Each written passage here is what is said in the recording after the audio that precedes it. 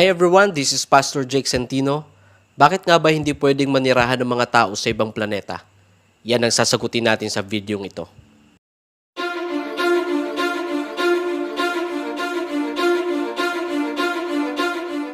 Mars, ang planetang posibleng maging tirahan ng mga tao. Ngunit, paano kaya ito mangyayari? Ayon sa mga scientists, ang susi upang makolonize natin ang Mars ay kung magkaroon tayo ng mga robots na kayang mag-extract ng tubig mula sa lupa nito. Kung magagawa ito, ay posibleng magkaroon ng buhay doon. Taong 2016, ipinakita ng SpaceX ang kumpanya ni Elon Musk ang disenyo na rocket na gagamitin sa pag-colonize sa Mars. Tatawagin itong Starship. Taong 2018, naglanding naman ang InSight ng NASA sa Mars. Hindi lang ito ang unang lander na ipinadala ng NASA sa Mars, isa ito sa mga pinakamahalagang misyon. Ito lang naman ang mag-e-examine ng interior structure o lupa ng Mars. Kailangan ito upang malaman kung may presensya ba ng tubig sa planeta. Noong 2019, nakumpleto na ng Starship ni Elon Musk ang test hop nito, isang paghahanda sa paglipad. Pagkatapos ng isang dekada at pagsapit ng 2020, mas naging intense ang paghahanda ng pagpapadala ng mga tao sa Mars. Sa ulat ng GMA Newsfeed, sinabing ang Starship rocket ng SpaceX ay dinisenyo para maging reusable craft na magdadala ng mga tao sa Mars. Itinuturing din itong pinakamalaking spacecraft na nabuo sa kasaysayan. Naging matagumpay ang blast-off ng Starship ng SpaceX, gayunman, tuloy ang pagsasaya ng mga empleyado ng SpaceX. Nakukuha rin sila ng mga datos na makakatulong para sa susunod na test flight ng SpaceX. May dalawang bahagi ang rocket, ang Starship kung saan sasakay ang mga astronaut at ang booster rocket na siyang magdadala sa Starship sa kalawakan. Bigo man ng SpaceX na paghiwalayin ang dalawang bahagi sa test launch, naniniwala ang ilang eksperto nagsisilbi itong hakbang sa mas malawak na pagtuklas at pag-aaral sa kalawakan. So mga kapatid, ang antas ng teknolohiya natin ngayon ay talagang napakataas na at talagang pa-modern na tayo ng pa-modern. Grabe na ang technology at dahil doon mas marami pa tayong nadidiskubre, maraming nadidiskubre ang mga scientists, ang mga tao.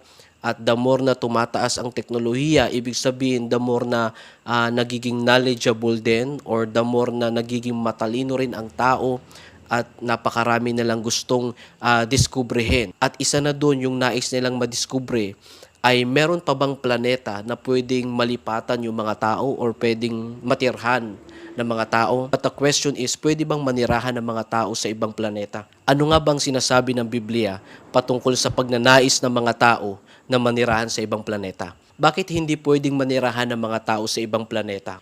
Number 1, dahil dito tayo inilagay ng Diyos sa planetang Earth. Kung babalikan natin sa Genesis chapter 1 verse 1, nakalagay po doon, in the beginning God created the heaven and the earth. So ang Diyos, nilikha niya ang mundong ito.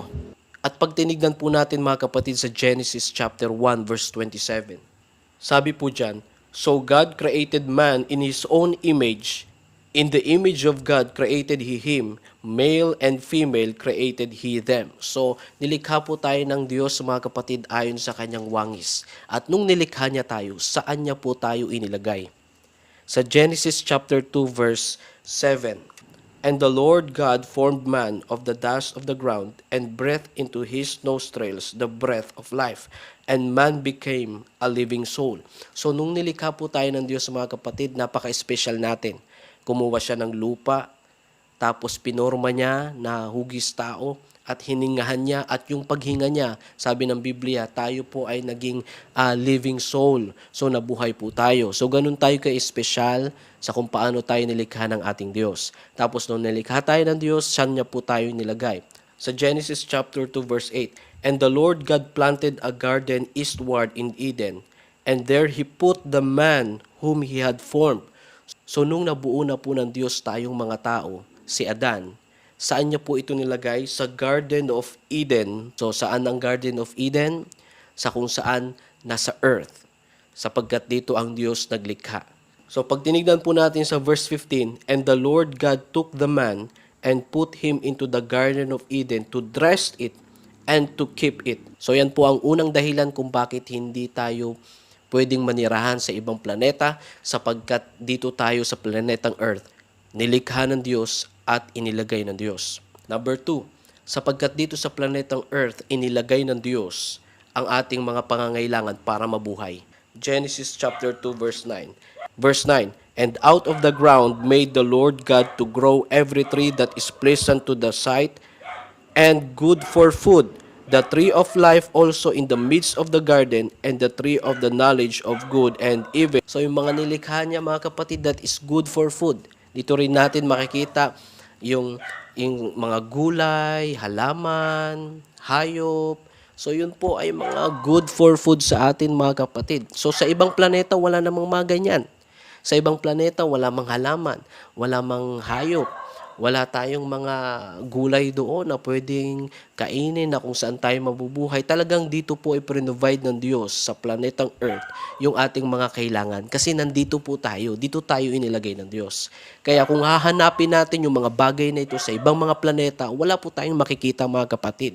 At kahit anong effort ng tao, kahit na sabihin nila na magplano sila, na magtanim sila doon, maglalagay sila ng tubig doon, gagawa sila ng paraan para mabuhay talaga ang mga tao doon. Pero hindi po yan mag-work mga kapatid kasi hindi po yan hahayaan ng Diyos sapagkat dito po tayo inilagay ng Diyos sa planetang Earth. Number 3, dahil ito ang planetang nakadisenyo para sa tao. Ito po yung planetang Earth.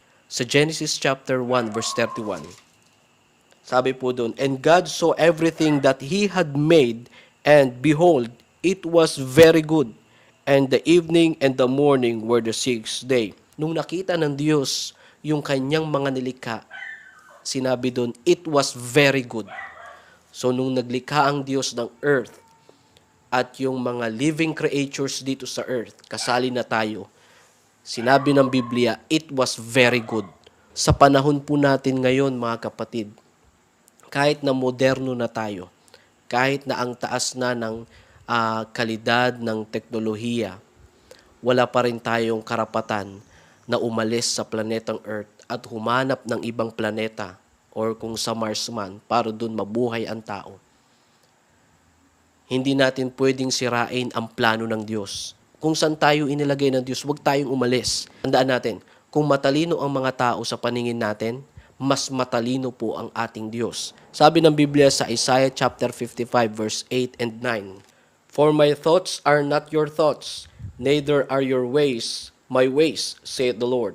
For as the heavens are higher than the earth, so are my ways higher than your ways, and my thoughts than your thoughts. So ang kaisipan ng Diyos ay mas higit pa sa kaisipan ng tao. Kaya kung ano man yung marating ng ating kaisipan, mas the best pa rin ang kaisipan ng Diyos. Kaya kung saan tayo inilagay ng Diyos, dun lang talaga tayo. Meron tayong boundary. Kaya sa mga tao na nagkaroon ng kaalaman at dahil dun ginamit nila yun para mag-explore sa kalawakan, dahil dun napakarami nating nalaman, saludo po ako dun. Okay? Nagpapasalamat ako na marami akong nalaman dahil sa mga eksperto na nag-explore sa kalawakan. Pero ang wag na wag lang nating gagawin ay yung magkaroon tayo ng pagnanais na umalis dito sa Earth at lumipat tayo sa kabilang planeta para dun manirahan. Wag po tayong gagawa ng ganon sapagkat labag na po yan sa Diyos. Nasisira na po ang planetang Earth dahil din po sa kagagawan ng tao.